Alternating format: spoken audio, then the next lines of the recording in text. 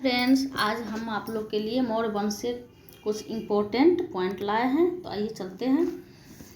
322 ईसा पूर्व चाणक्य की सहायता से धनानंद को पराजित कर मौर्य गद्दी पर बैठा। धनानंद को पराजित कर चंद्रगुप्त मौर्य गद्दी पर बैठा। किनकी सहायता से? तो चाणक्य की सहायता से। उल्लेखनीय है कि धनानंद और नंद वंश की गद्दी पर 326 ईसा पूर्व पर बैठा था। यही वह काल था जब विश्व विजेता सिकंदर या अलेक्जेंडर ने भारत पर आक्रमण कर हाइडेस्पस का युद्ध किया। यह युद्ध सिकंदर और पोरस के बीच लड़ा गया। किनके बीच लड़ा गया? सिकंदर और पोरस के बीच लड़ा गया। इतिहास में चंद्रगुप्त मौर्य की उत्पत्ति विवादास्पद है। बौद्ध ग्रंथ ने उसे क्षत्रिय माना है। दूसरी तरफ ब्राह्मण साहित्य ने उसे शूद्र कुल से उत्पन्न बतलाया है।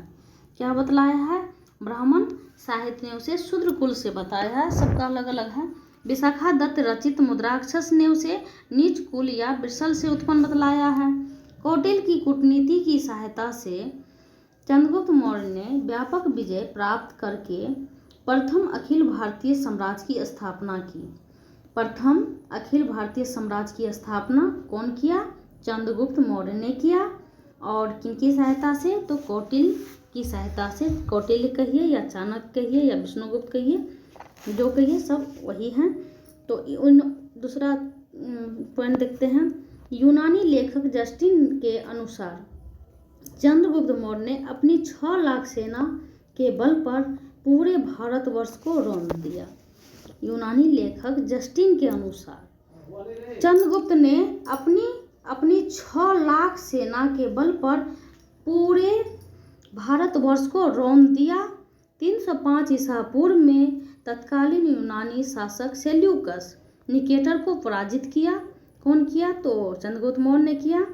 पराजित किया और समझौता करने को बाध्य किया। इस समझौते के बाद सेल्यूकस ने चंद्रगुप्त से 500 हाथी लिया। पूर्वी अफगानिस्तान बलूचिस्तान से जुड़े 4 क्षेत्र बदले में दिए।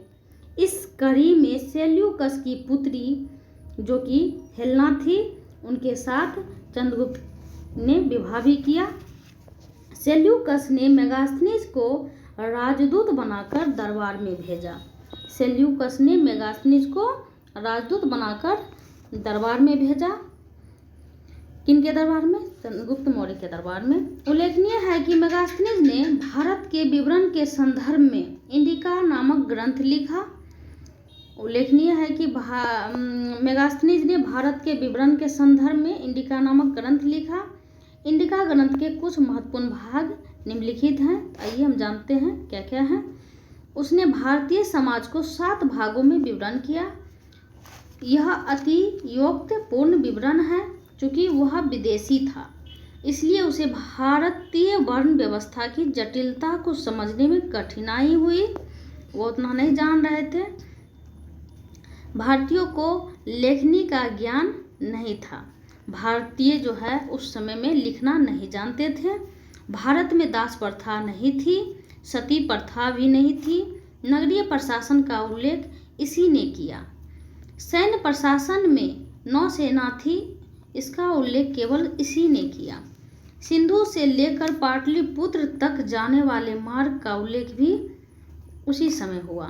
तमिल ग्रंथ अहनानूर और पोहनानूरू और तमिल कवि मामूल नार ने कहा कि दक्षिण को क्षेत्र भी मौर्य के अधीन था। दक्षिणीय क्षेत्र भी उस समय में मौर्य के अधीन था, चंद्रगुप्त मौर्य के अधीन था।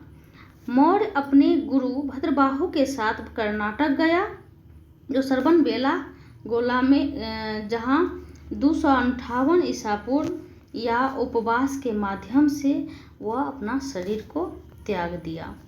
मौर्य अपने गुरु भद्रबाहु के साथ कर्नाटक गया, जहां पे वह 258 ईसा पूर्व या उपवास के माध्यम से उन्होंने अपने शरीर का त्याग किया। तो मेरा वीडियो अगर अच्छा लगे तो उन्हें लाइक सब्सक्राइब ज़रूर करें। Thank you.